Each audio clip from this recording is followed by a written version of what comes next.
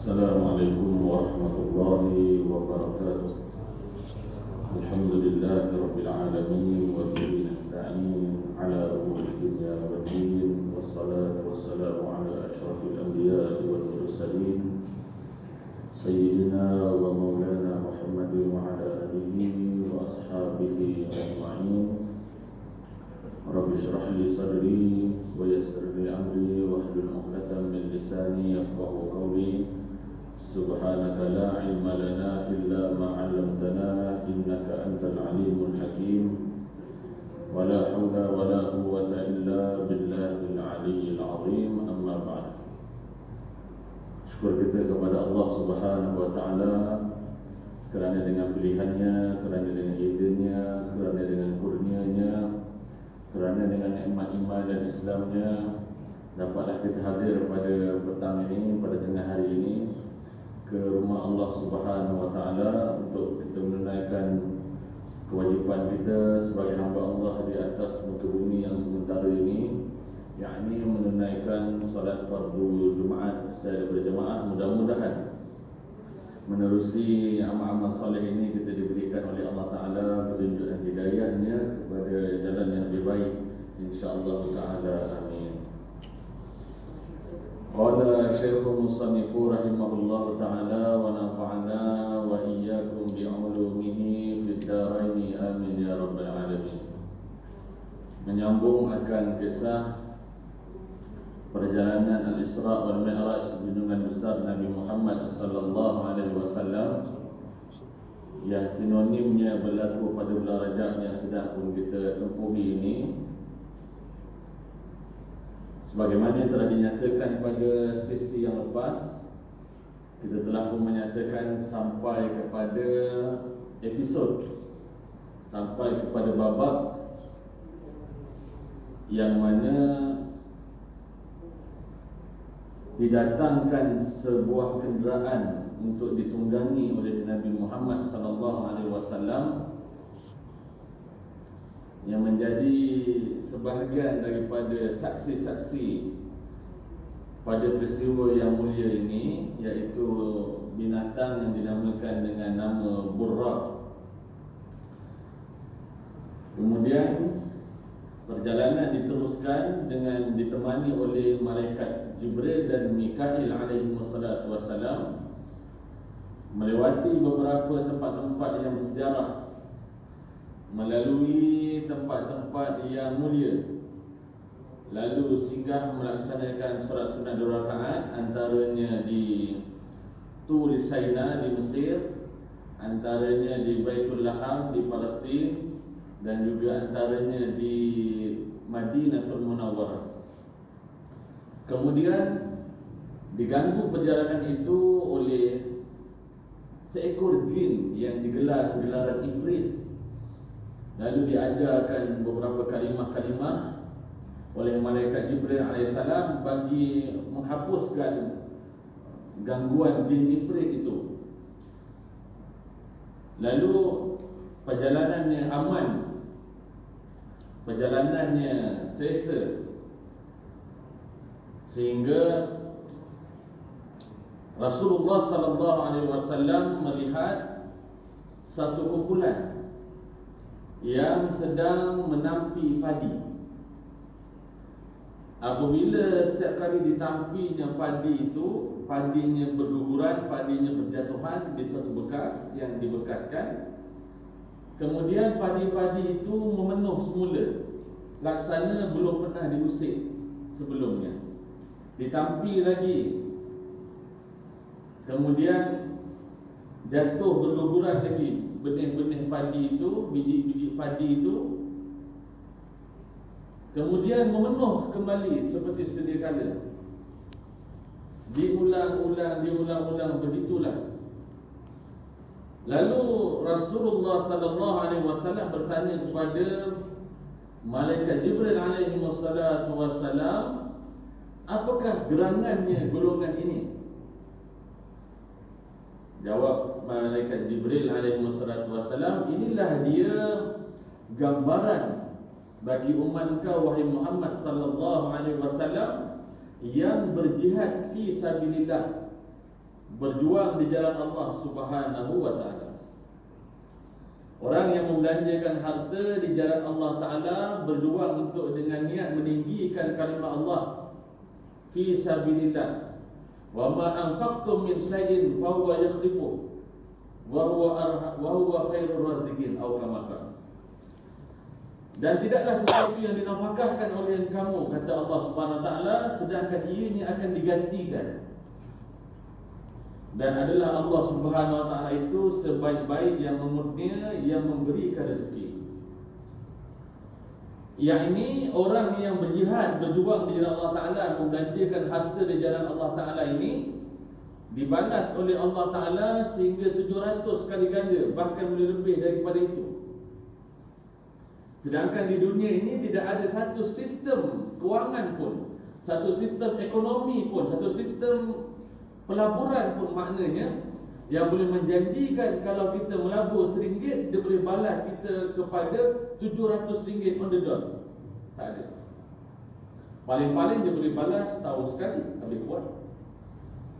Setahun sekali dibalas pun dengan 10%, 8%, 14%. Tidak ada yang boleh menjangkau sehingga Allah Ta'ala beri bukan setahun sekali, bahkan ketika itu maknanya 700 kali ganda. Itulah kelebihan orang yang membelanjakan harta di jalan Allah, kelebihan orang yang berjuang di jalan Allah. Jihad di jalan Allah Ta'ala ini dia ada fiqahnya, dia ada peraturannya, dia ada undang-undangnya. Macam kita solat, solat ada fiqahnya. Maknanya apa yang menyebabkan orang itu wajib solat, apa yang menyebabkan orang itu membatalkan solatnya. Wuduk begitu juga ada fiqahnya, ada peraturannya. Mana ada perkara yang menyebabkan orang itu wajib mengerjakan wuduk supaya mensahkan solatnya. Ada juga perkara yang dikerjakan membatalkan wuduk seseorang itu. Puasa begitu juga ada fiqahnya, ada peraturan undang-undangnya. Mana apa yang mewajibkan seseorang itu berpuasa dan apakah perkara yang dikerjakan boleh membatalkan puasa seseorang itu. Begitu juga jihad di jalan Allah Ta'ala. Jihad adanya fardu ain, adanya fardu kifayah. Ini perkara jihad. Antara yang menggugurkan kewajipan jihad seseorang, sebagaimana contoh, yakni dia memiliki orang tua yang sudah tua, tidak ada orang lain yang boleh memelihara dia. Sebagaimana hadis Rasulullah sallallahu alaihi wasallam, suatu ketika seorang pemuda mendaftar diri sebagai mujahidin. Nabi sallallahu alaihi wasallam tengok di atas bawah. Lalu Nabi SAW tanya kepada dia, ahayyun walidaka? Adakah mak bapak engkau ini hidup lagi? Maknanya. Maka dia kata, na'am ya Rasulullah. Ya, mak ayah saya masih hidup lagi. Lalu jawab Nabi SAW, fa fihima fajahid. Pada kedua orang tua kau itulah kau berjihad. Maknanya bukan Nabi suruh angkat senjata lawan mak bapak dia. Bukan begitu. Berjihad pada mak bapak di sini adalah memelihara, menjaga, memberi nafkah pada kedua orang tua. Itulah jihad bagi orang yang masih ada mak bapak maknanya. Dan kalau mak bapak dia ni tak ada orang yang jaga dan kena uzur dan sebagainya ni, tak ada orang beri nafkah dan sebagainya, dia pergi juga jihad. Maka ini dikategorikan sebagai golongan al-a'raf, yakni golongan yang di tengah-tengah. Dalam hadis Nabi SAW banyak menyebutkan ramai kumpulan orang yang di padang mahsyar itu besok golongan yang di tengah-tengah. Apa maksud di tengah-tengah? Yakni dia masuk syurga tidak, masuk neraka pun tidak. Tengah-tengah. Beratus tahun namanya, beratus tahun namanya.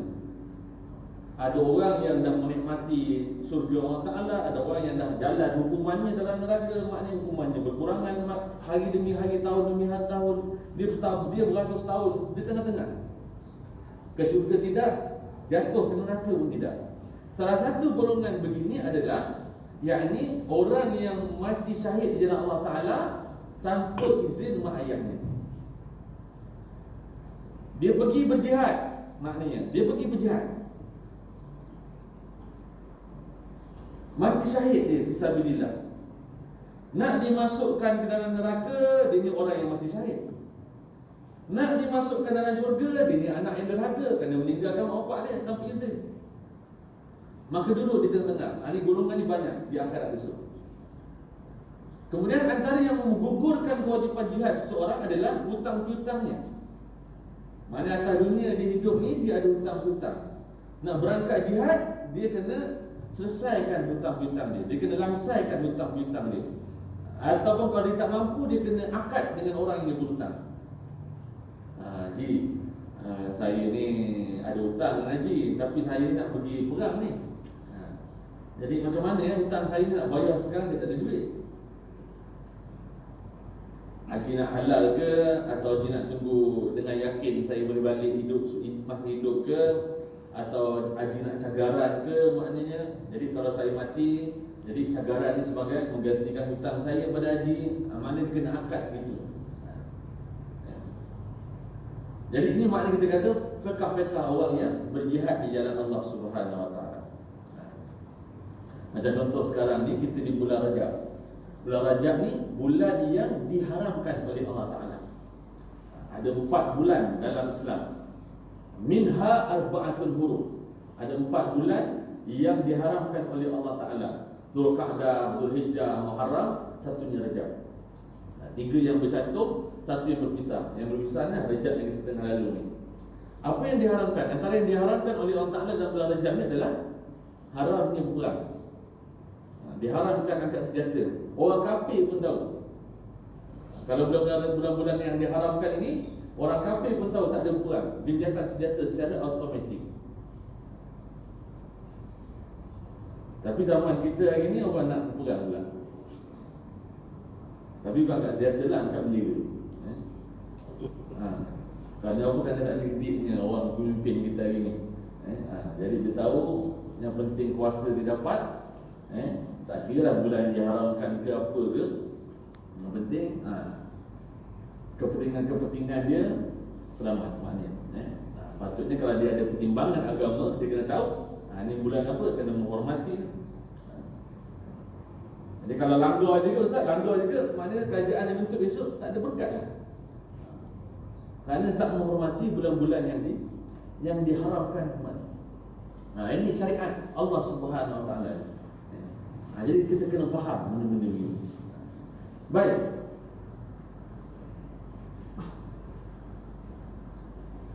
Allah Ta'ala menyebut dalam Al-Quran, wala tahsabanna alladhina qutilu fi sabilillahi amwata bal ahya'un inda rabbihim yurzaqun.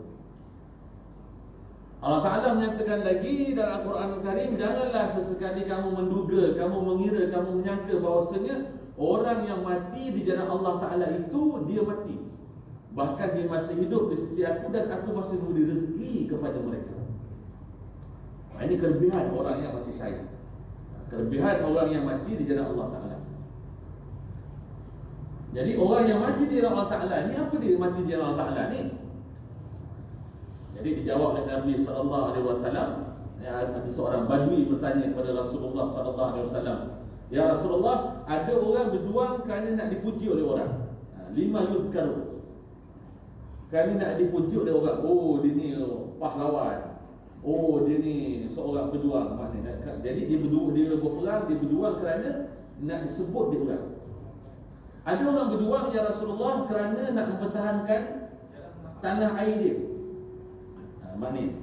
Maknanya ada orang berjuang kerana nak mempertahankan sempadan negara dia. Ada juga orang berjuang kerana harta benda, yakni harta ghanimah, harta yang didapat sekiranya menang perang, dipanggil harta ghanimah. Maka yang mana satu ya Rasulullah yang disebut sebagai fi sabilillah? Wa man huwa fi sabilillah ya Rasulullah? Maka jawab Nabi sallallahu alaihi wasallam, man qatala litakuna kalimatullahi hiyal ulya fa huwa fi sabilillah. Orang yang berjuang kerana nak meninggikan kalimah Allah Ta'ala di atas muka bumi ni, itulah disebut sebagai fi sabilillah. Maka konsepnya luas. Bukan hanya orang yang mengangkat senjata, bahkan orang yang menuntut ilmu, orang yang menyebarkan ilmu pengetahuan dan sebagainya dengan tujuan nak meninggikan kalimah Allah Ta'ala di atas muka bumi ni, maka itu disebut fi sabilillah. Jadi konsep fi sabilillah ini tidak tertakluk kepada orang yang mengangkat senjata sahaja. Maknanya konsepnya luas. Baik, sebab itu dalam fiqh zakat disebut, disyarahkan maknanya antara yang layak menerima zakat melalui asnaf fi sabilillah adalah orang yang sedang menuntut ilmu, yakni ilmu yang tidak melanggar syarak. Kerana dia menuntut ilmu itu apa tujuan dia? Dengan niat dia supaya dia nak meninggikan kalimah Allah Ta'ala, supaya orang bukan Islam ni, musuh-musuh Islam ni merasa hormat, gerun kepada orang Islam. Tengok orang Islam ni pandai-pandai, maka dia boleh mendapat, fiqh zakat menyebut dia boleh mendapat harta zakat melalui asnaf fi sabilillah. Tak kira lah dia belajar jadi doktor ke. Jadi dengan niat dia supaya aku boleh jadi doktor ni, aku boleh menjadikan imej agama Islam tu melebihi segala-galanya. Maknanya contoh dia seorang dia pakar jantung misalnya. Jadi orang bukan Islam dan orang Islam baik, maknanya nak mendapat rawatan jantung, tak ada, dia seorang jadi. Maka dia ada image di situ. Orang kata, oh maknanya orang Islam ni memang orang Islam yang pakar dalam bab ni maknanya. Jadi dia boleh dakwah situ. Dia boleh dakwah situ, dia boleh psikologi situ maknanya. Saya boleh nak menyembuhkan awak ni. Tapi kalau awak mengucap dia kalimah syahadah, saya bagi free je rawatan saya. Ajar. Jadi orang pun maknanya. Jadi itu kita kata dikira fi sabilillah maknanya. Dikira fi sabilillah. Tapi kalau dia belajar ilmu pengetahuan yang melanggar syarak, saya ni Pak Imam nak minta duit zakat dah, saya ni orang belajar kata dia. Imam okey beli. Ambil. Lepas tu baru tanya, awak belajar apa? Saya belajar mukhbar je kat. Maka tak kena lah. Jadi benda yang tak melanggar syarak, tak melanggar syarak tidak ada masalah. Baik. Kemudian Rasulullah sallallahu alaihi wasallam meneruskan lagi pengembaraannya, perjalanannya. Lalu terbau satu bauan yang mengharumkan hidungnya. Macam orang duduk tepi jalan lalu berkilat. Buat iPhone lah kata dia. Contohnya begitu. Jadi ni bauan yang mengharumkan bagi hidung Rasulullah sallallahu alaihi wasallam yang mulia. Maka tanya Nabi sallallahu alaihi wasallam kepada malaikat Jibril, wahai Jibril, bauan wangi siapakah ini? Siapa pula yang pakai perfume ni? Tengah-tengah kita berjalan antara langit bumi ni, punya kuatnya baunya. Maka jawab malaikat Jibril alaihissalam, inilah bauan masyitah. Masyitatun. Jadi masyit, tukang sikat rambut laki-laki. Masyitah ditambah ta marbutah, sifat orang perempuan. Maka tukang sikat rambut perempuan. Bagi Fir'aun, bagi kita kata apa, keluarga diraja kerajaan Mesir, maknanya begitu. Maka apa kerana masyitah ni bauan yang sangat wangi, kuburnya sampai di antara langit dan dunia tu masih dibau lagi wanginya. Maka perihalnya, sedang masyitah ini menyikat rambut anak perempuan Fir'aun, sedang menyisir, sedang menyikat tu, jatuh sikatnya. Bila jatuh sikat ni, masyitah ni dia terlatah. Dia kata apa ni? Bismillah ta'sa Fir'aun. Dia kata dengan nama Allah binasalah Fir'aun. Maka anak dia mendengar. Lalu anak Fir'aun ni tanya dia, adakah Tuhan selain daripada bapa aku? Kerana Fir'aun ketika itu mengaku sebagai Tuhan dengan firman Allah Ta'ala yang direkodkan, Ana rabbukumul a'la. Faqala ana rabbukumul a'la. Akulah Tuhan kamu yang maha tinggi. Kalau kita tengok cerita King of Egypt, betul? Tak ingat cerita apa. Lebih kurang gitulah nama cerita tu. cerita tentang tamadun Mesir kuno.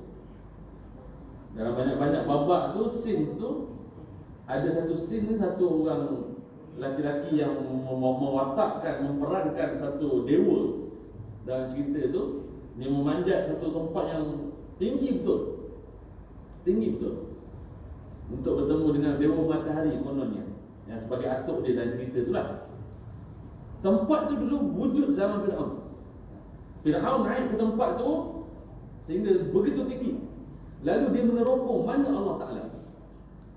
Dah naik begitu tinggi, berkilometer tingginya itu. Lalu dia terungok ke langit, dia kata, Aina Allah? Mana dia Tuhan yang Musa kata ada Allah tu? Mana dia? Dah sampai setinggi ni, aku tengok tak ada pun, kata dia. Lalu dia pun dengan sombong, takabur, yang dia mengatakan bahawa akulah Tuhan kamu semua yang maha tinggi. Sedangkan Fir'aun ini, dia orangnya kecil je, rendah. Kalau kita tengok di muzium-muzium, tengok di piramid, mumi-mumi yang Fir'aun ni, dia orangnya kecil-kecil je, rendah. Bahkan di zaman Fir'aun itu disuruh dicipta kasut tumit tinggi. Kasut tumit tinggi ni yang mula-mula pakai Fir'aun, bukan orang perempuan. Kerana nak menunjukkan tingginya Fir'aun, maka dia pakai kasut tumit tinggi. Sebab tu orang pakai kasut tumit tinggi ni, dia mengikut sunnah tu. Alhamdulillah. Tapi bukanlah orang balik ni rumah, seroka geruk-geruk kasut, bini-bini punya kasut high heels tu tampak masih hitam lah. Apa sebab ni balik-balik sampai rumah dia buang kasut tu tengah. Apa sebab ni? Tak, saya dah dengar tadi, tazkirah tadi. Ini semua bid'ah ni semua ni, Fir'aun ni. Aku juga salah tadi. Jadi maknanya kita gertilah, sejarah tu kita kena tahu. Jadi akhirnya Masyitah ini mengaku bahawasanya Allah Ta'ala itu Tuhan, bukan Fir'aun. Maka itu dia dicampak dalam kawah, yang kawah yang besar yang dididihkan. Dia, suami dia, anaknya besar dan seorang anaknya yang masih kecil. Jadi anaknya masih kecil itu, yang masih disusu itu, dengan izin Allah Ta'ala boleh bercakap. Pada awalnya Masyitah ni dia was-was. Kerana bukan dia takut mati, tak. Dia takut nyawa anak dia yang kecil ni. Dia kata, wahai Fir'aun, kita bergaduh ni, kita je lah maknanya. Anak aku yang masih bayi ni jangan dilibatkan. Dia tak tahu apa pun maknanya. Dalam keadaan begitu, tiba-tiba anak dia masih dimusuhkan ni, Allah Ta'ala izinkan bercakap. Anak dia kata, mak jangan takut, jangan bimbang, jangan risau pada saya. Terjun di dalam kawah ni, InsyaAllah syurga menanti di sebalik kawah ni. Maka dia terjun, mati syahid semuanya. Maka bauan ni tu sampai ke langit sana maknanya. Bukan bau mati semalam, bukan bau mati tahun lepas, dah mati ribuan tahun dulu maknanya.